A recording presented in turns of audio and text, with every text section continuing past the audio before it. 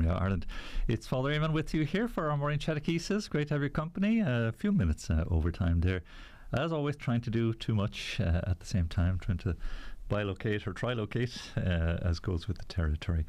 So lovely to have your company today, and again nice to chat with you. This is of course our moment of Chatechesis, when we engage in conversation in relation to faith and morality and all the various questions of our own day. So do please feel free to get in touch, drop a comment here, a like, a share, a follow on our social media, and I'd love to hear from you, or send us in a letter, postcard, as you wish, or phone us up or text us as well. The call numbers are 014 123 456 to give us a call on the landline. If you're in the north or further afield, plus 353 of course in front of those numbers, 14123 456. Text and WhatsApp as well on 089 467 2000, 089 467 2000, and you can email us info@radiomaria.ie. Now, thanks very much to all of you who are very kindly engaging with us, and we've sent out any number of Christmas cards. I think about half of the batch of Christmas cards that we have ordered in have now gone out the door to good homes, and please God are circulating in and around and all over the place to family and friends. So we have about half the number of Christmas card packs left, 12 in a pack of course, $7.50 to receive them by hand. The postage will be a little bit extra as well if you'd like to receive them by post. 3 packs together for €20 what we've suggested, but postage will be extra. I think €9 for the postage for a packet that's heavy, you know. So the postage is a bit formidable, but nonetheless it's in a good cause, because it's all heading towards supporting us here at Radio Maria, for which we are immensely grateful, and just to thank you so much for your kindness and generosity towards us as well. We're receiving quite a number of bookings for our Christmas party as well, which is the 14th of December, the Wednesday, and good to have. I think we're not far off 100. I think I'm not. I'm getting can be a good figure, but we have a conference room, or a room booked where we can take I think up to 300 there in the Red Cow Hotel. So we'd love to double that number at least, and have a wonderful, full and joyful atmosphere with people of faith gathering to celebrate in anticipation of the coming of Christ for Christmas, and indeed sharing in fellowship and in the great work indeed that continues here at the radio station. So do please book your tickets. You can do so online by just making a donation. The figure is €59. It pays for the meal, 4-course meal. We have some entertainment lined up as well.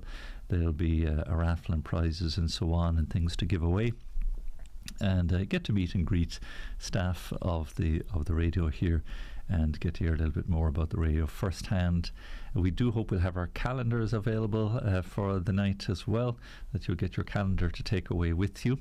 I do hope the book will be ready. I hadn't spoken to Patricia, but we have a book there, Testimonies of Marian Triumph. Please God, I know it's gone to the printers. I haven't had a chat with Patricia Keane. She's heading up that little mission there. I hope that'll be available on the night too. So it promises to be a lovely occasion, and indeed a family type atmosphere, I hope, with friends and followers and listeners and fans alike of Radio Maria. It promises to be just a lovely, faith-filled in its own way, not overtly, but gently, because we are again coming together on account of our faith. And nice to have a little Christmas gathering like this. We haven't had one for a few Christmases, of course, with pandemics and everything else. So it will be nice to gather as, again, a family, a community, a radio community particularly. So really looking forward to that. So the Christmas cards are available still indeed. If you'd like us to send you some, give a call, send a text, send us an email, write to us. We'll gladly get them out to you. Indeed, the Christmas calendar is gone to the designer now to collate it and get it all done. We'll get it to the printer very soon as well then, and please God, the book will be available very shortly too. So it's great, all this activity. It's a bit bad because it's so busy. It just has extra layers of activity, which is all really good and all really important and really necessary, and just part of our growth and our journey together. Well, I mentioned a bit about our saint today. We'll get away from these other little practical things and part of the growth. But that's, I suppose in a family setting, this is what you talk about around the table. How are things going? What's next on the agenda and what's coming up? So, Saint Elizabeth of Hungary, and she was a queen, of course, born at Pressburg. Who did we have yesterday? Of course, St. Margaret of Scotland. And again, she was Hungarian too, wasn't she? And she fled Hungary and came to Scotland. So about 200 years before, maybe 150 or so years before Elizabeth of Hungary. And the king of Andrew II of Hungary, isn't that interesting? Andrew II. I mean, Andrew is a Scottish name. Okay, my history again is not my strongest subject. I wonder, is there a Scottish connection there? There surely must be some link. Interesting. 1221, she married. What is that word? Lansgrave. I'm not sure what that's exactly saying. Louis IV, and she enjoyed a married life of extraordinary happiness and bore 3 children, and was generous to a fault, spending enormous sums on almsgiving, founding hospitals, and providing for helpless children, especially orphans. Again, it's the characteristic of the lives of the saints. You can tell, a lot by their love for the poor and the needy. Again, whether it's impoverished materially or impoverished spiritually. That's always one of the tests. And isn't it there in the Gospel? Didn't we have it recently in Matthew's Gospel? If you fed the hungry, clothe the naked, visit the sick, go to see those in prison, bury the dead. All of these corporal and spiritual works of mercy are naturally characteristics of the saints. So if any of us wants to consider ourselves worthy of canonization, well, how well are we doing in those departments? How well are we defending life in all that means? Just not necessarily just being pro-life, let's say, but defending life in all its vulnerable ways. In 1227, Louis went on a crusade under Frederick II. Louis was her husband, less than 3 months after he died of the plague. And Elizabeth was first incredulous, then distraught, almost to insanity. Louis's death was the turning point in her life. So, obviously very happily married and very generous and a great spirit. And it broke her heart when her husband passed away. Her brother-in-law Henry drove her from the court. Not a happy situation. Some advisors wished her to marry again, but she refused. So she settled in Marburg in 1228 under the spiritual direction of her confessor Conrad of Marburg, whom she had known since 1225, became a Franciscan tertiary, expressing her ardour in love of poverty, the relief of the sick, the poor and the elderly, through building and working in a hospital close to her very modest house. So she downscaled completely, it seems, then from her regal heritage, I suppose, and gave herself over to the work and the life of the poor. Conrad made her dismiss her favourite ladies in waiting, for whom he substituted 2 harsh companions. That's not a very happy situation there. I wonder, was he testing her obedience there? She refused an offer to return to Hungary, preferring to live out her days in good-humoured and resilient exile. She would occupy herself with menial tasks like spinning and carding wool, or cleaning the homes of the poor, and fishing to help feed them. Her new regime lasted only 2 or 3 years. She died at the early age of 24. Gosh. Her life shortened by her own austerities and, gosh, interesting. He says the cruel direction of one who had been a successful inquisitor of heretics. There's a lot loaded in that sentence now. But it sounds like Conrad wasn't the most desirable of spiritual directors there. Harsh times in their own way. Gosh, is there any age that there doesn't seem to be sort of harsh afflictions on souls? And isn't it the case maybe too that these harsh realities that can knock us over and come at us are part of the test of our fidelity to the faith? knowing the truth again and keeping focused on Christ in all of these things, despite all of this, the oppositions and all of the things that might cause us scandal even too.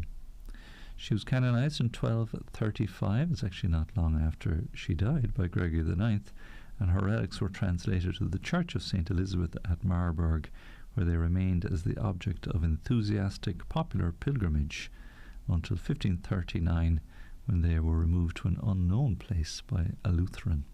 I suppose we were into the Reformation there at that stage too.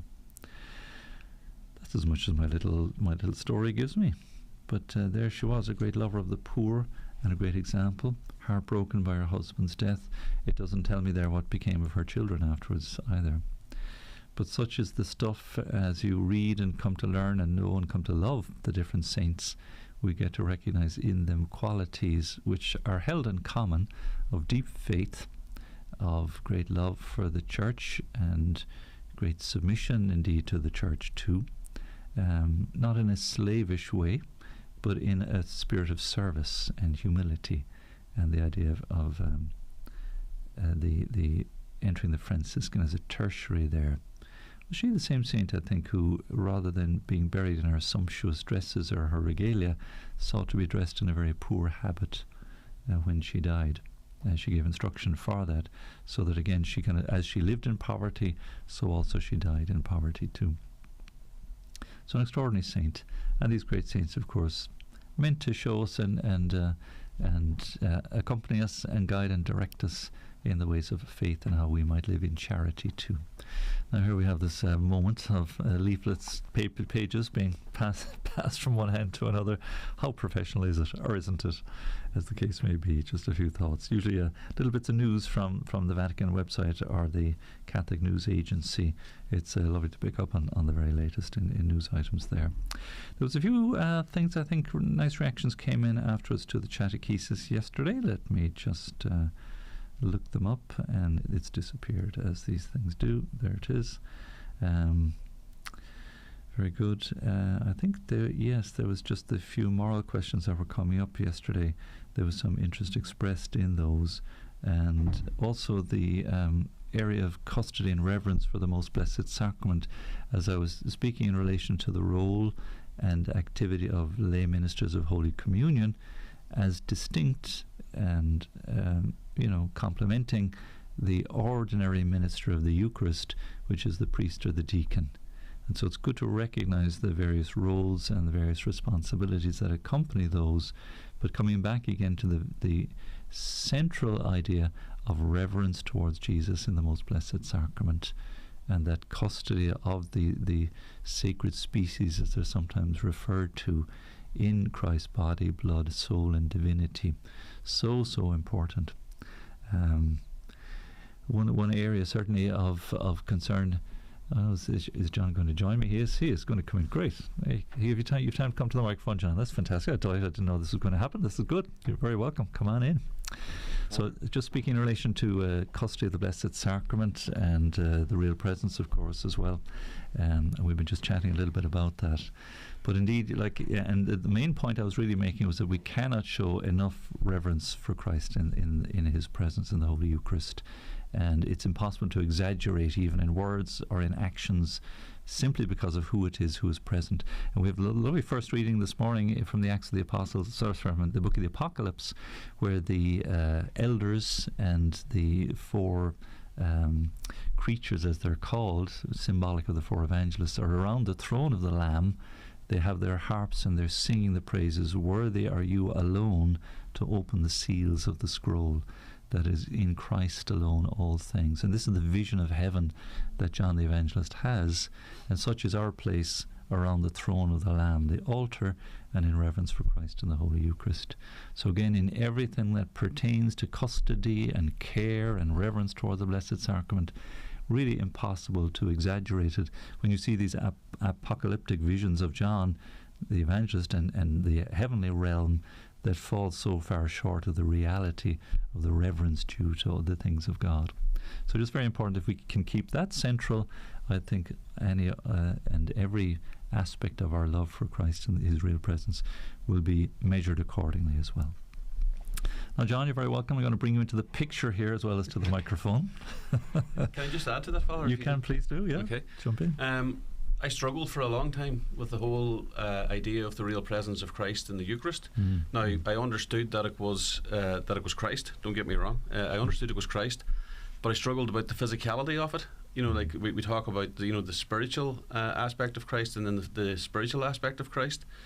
And I had, I think he was from Ecuador. There was an Ecuadorian priest, Father Victor. I think he was working down in the Morning Star.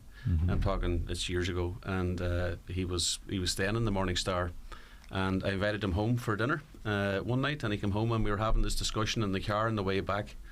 So Father Victor actually was subsequently martyred, I think, in Moscow. He was I know he was murdered in Moscow. Him and 2 or 3 of his confreres. But anyway, I was asking him about the real presence of Christ, and I says, Father, just how physical is it? And he leant over. He was in the front seat of the car, and he went, that's how physical it is, John. And all of a sudden the whole thing became real. It was like, yes, this is really, it is the body and blood of Jesus Christ.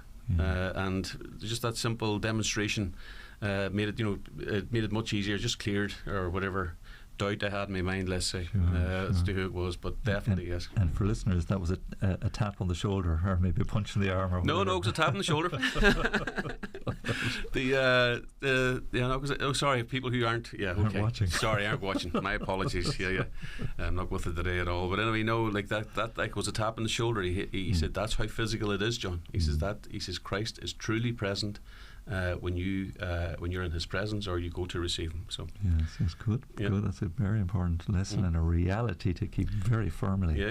In our minds. In our minds, for sure. And the Eucharistic miracles, of course, in abundance, give us plenty, ample, scientific, if you want, need that, or physical, evidence for that too. So amazing. Anyway, John, good to have you here. I think you haven't been at the microphone for a little while. We've missed you. I've been avoiding this, fella. There's tremendous work going on here in the radio. We've missed out on our sermon on the amount. It's just an opportunity. John, of course, for those of you who are new, is our president here, Radio Maria, and John is the man who holds the purse strings, the checkbook, or all those other things, and managing the finances, which is no small task, and which is, as we've been relating to you indeed often enough, how formidable it is. But the growth of the radio continues, John, and the blessings are evident still too. We kind of keep focused on the grace all the time. Yeah, like you're talking here, like the blessings are very evident to us. I know anybody who ever tunes in for this sermon on the amount hears the same story over and over again. It's for us, we have the empirical evidence, I think, that people refer to it, of the feedback that we're getting from listeners. It's just how important the very existence of Radio Maria Ireland is in their lives, and just the graces that are coming from it, and the amount of thank yous that we're getting back by text or WhatsApp or whatever method they are, people ringing up.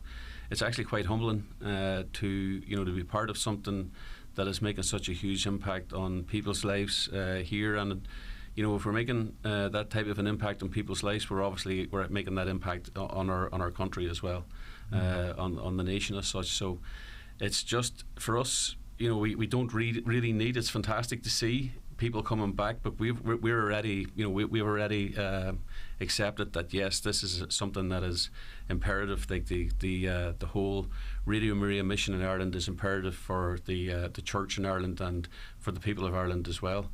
And as I say, it's just humbling to see it all coming in every day. It's amazing. So, the first thing I suppose I would just like to thank people who react to us, and people who are reacting first and foremost to let us know, the grace that's coming into their lives, and then again, like people who are quite prepared to support us, in that going forward.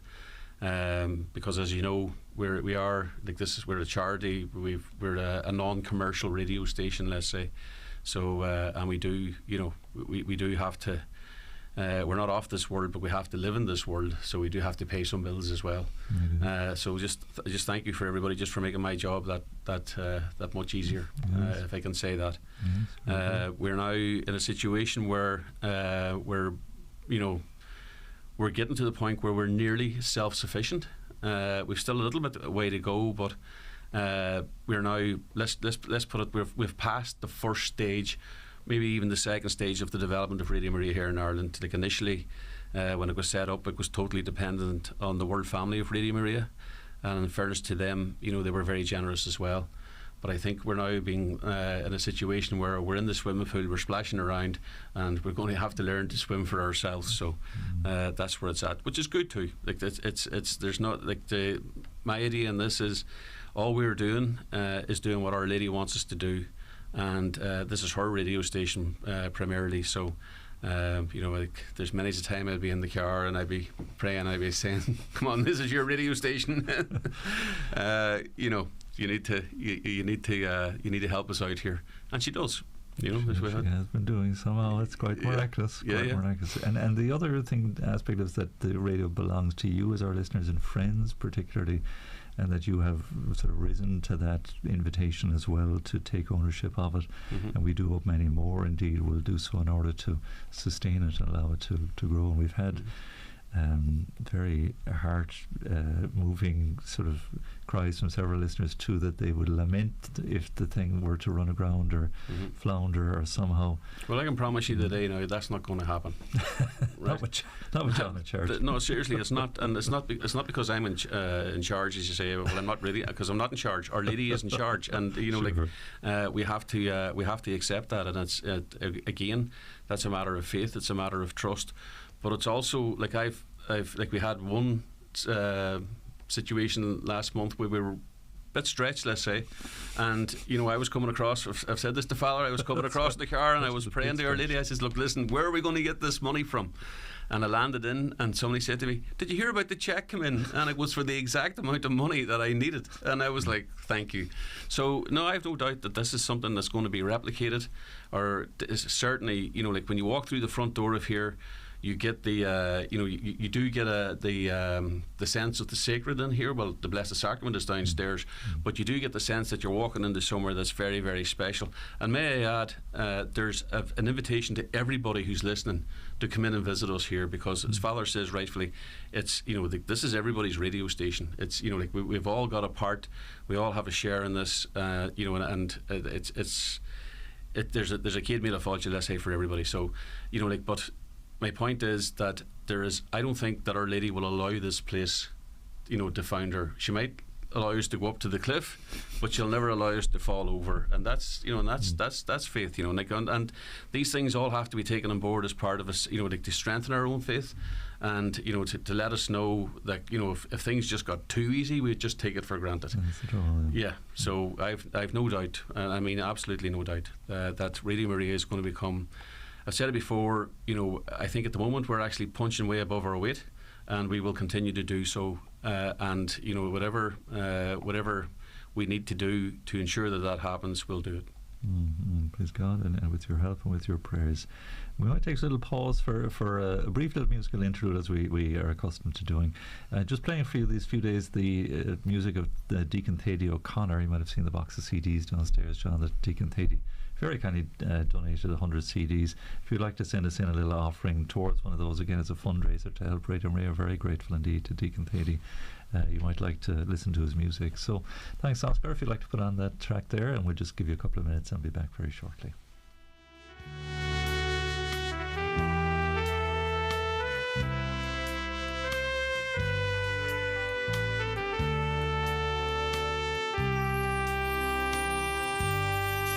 My God loves me. His love will never end. He rests within my heart, for my God loves me. His gentle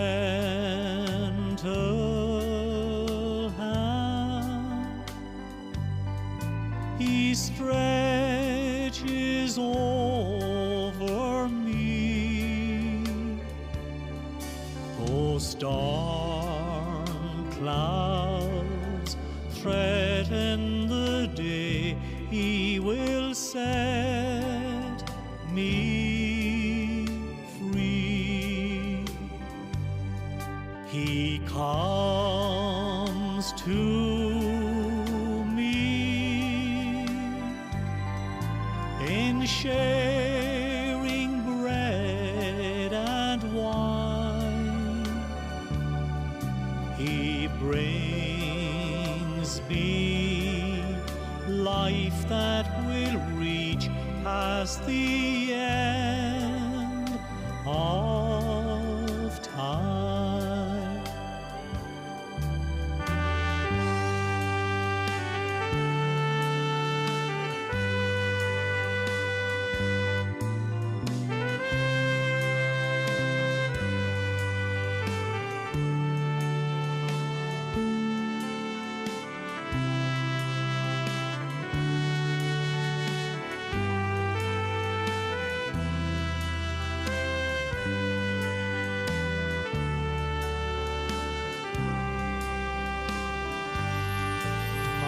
God loves me, His faithful love endures, and I will live like a child held in love,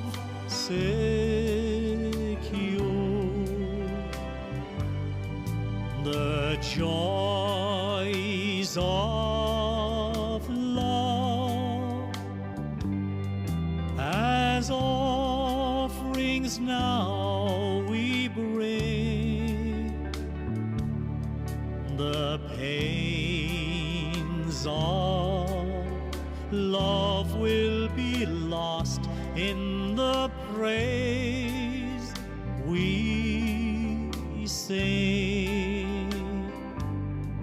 My God loves me, His love will never end.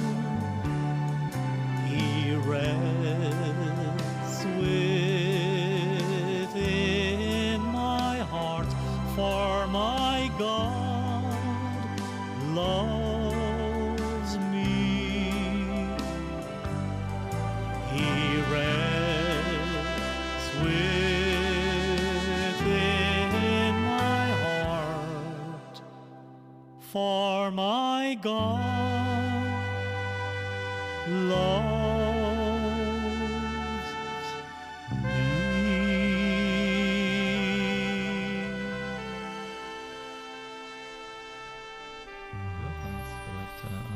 Deacon Thady O'Connor there, My God Loves Me. I hope you enjoy that lovely piece of music. That's on a CD that we have available that he's kindly given to us. Sea of Tranquility it's called, and we'd gladly send a copy out to you if you want to send us in a little donation. Suggested donation of €10 just by way of helping the radio build and grow. You might like to buy it as a present for somebody, or a copy for yourself as well.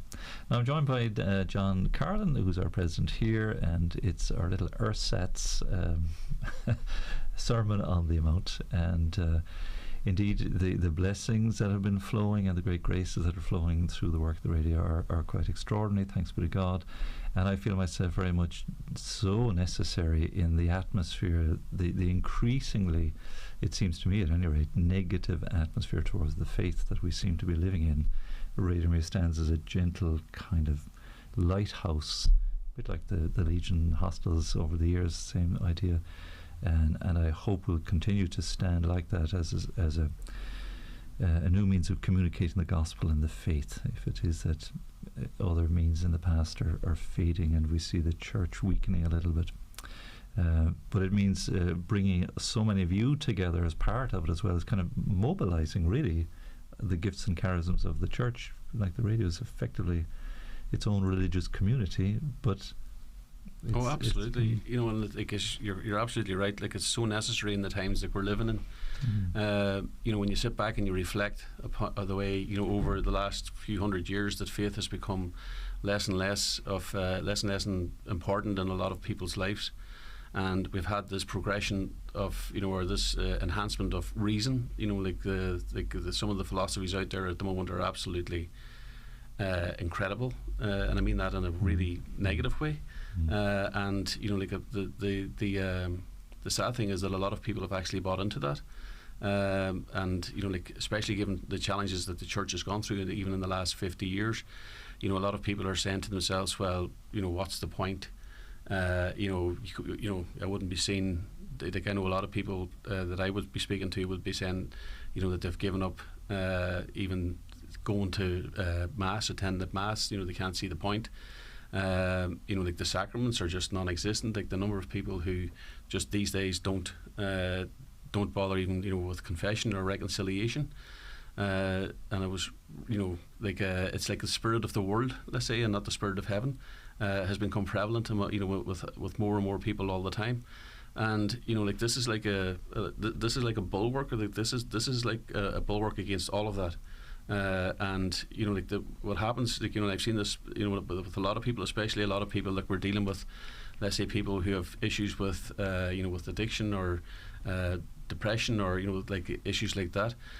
A lot of the times, not all the time, but a lot of the time, the problem is that the further you move away from God, the more you turn your back on God, the more you expose yourself to the enemy, and it's fortunately, again, my experience with that is that when you turn back to God, that's when you see the value of actually being participating in your faith, the value of allowing God into your soul, into your heart.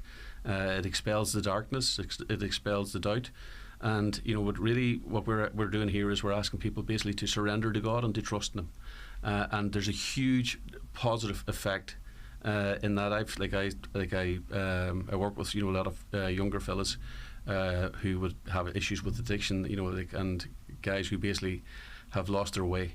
So this is the way back, and that to me, this is the proof. If proof was needed, the biggest proof of our faith is the change that it makes in people's lives. People say, how do you prove Jesus exists? Well, you can do that, but this is a much simpler way. It's a much easier way, and it's a much more tangible way. A lot of these guys talk about reason and how can you prove this, how can you prove that. You say, well, here's a proof. Here's a guy who was previously suffered from, had a very serious addiction problem. It was leading him to a very, nasty end, let's say. And his life has changed around. He's turned around, and he's now full of happiness. He's full of joy, and this is something that we see regularly. And it's one of the things I say about some of the work that we do is that we get to see the end result. We get to see the miracle. Okay, and I think the sad thing is now in a lot of our society is that people have even stopped believing that these miracles exist. And the miracles aren't the big flashing signs in the light. The miracle in the sky.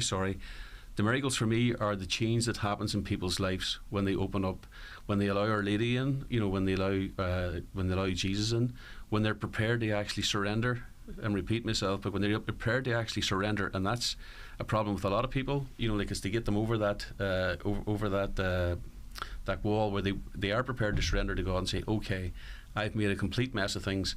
Now I'm going to let you in, and I'm going to hand it all over to you, and you lead me from here on in.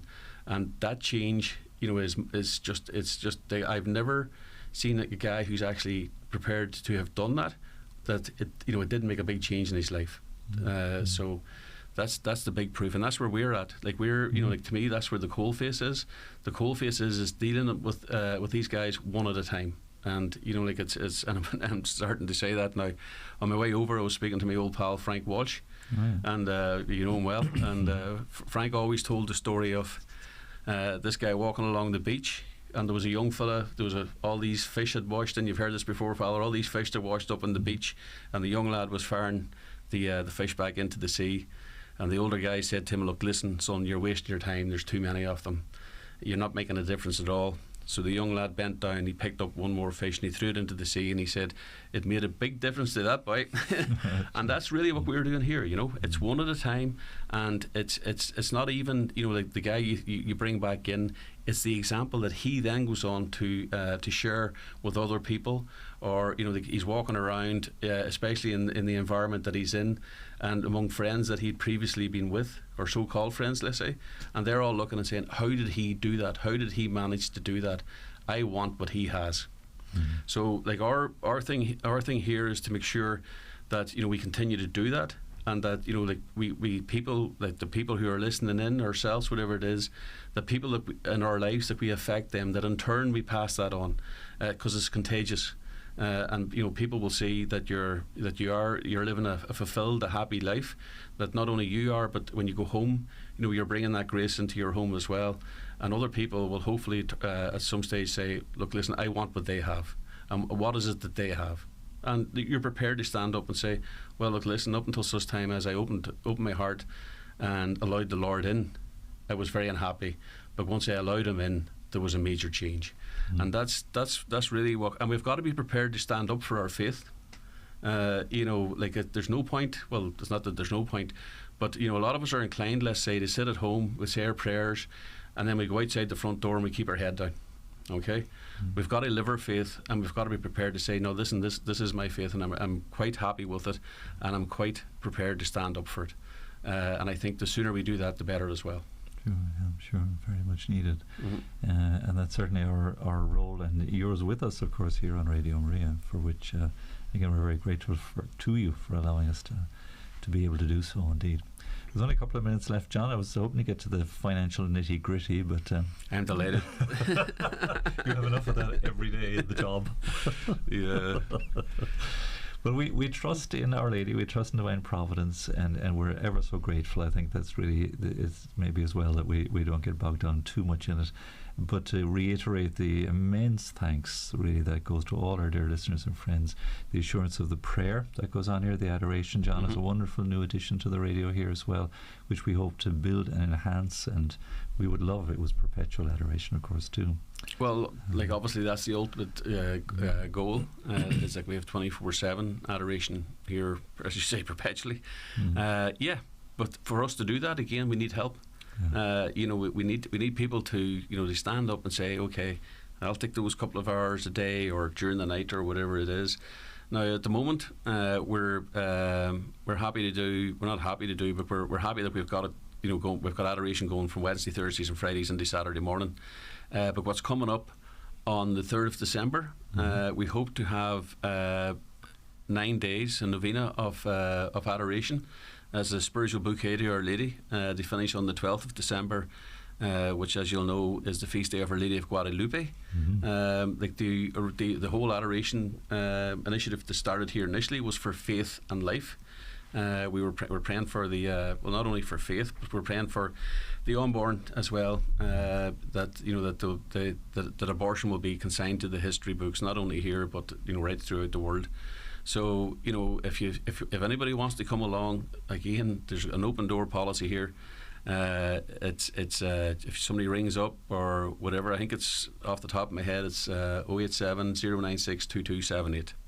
That's the adoration number. That's the phone number for the adoration. 087 096 2278.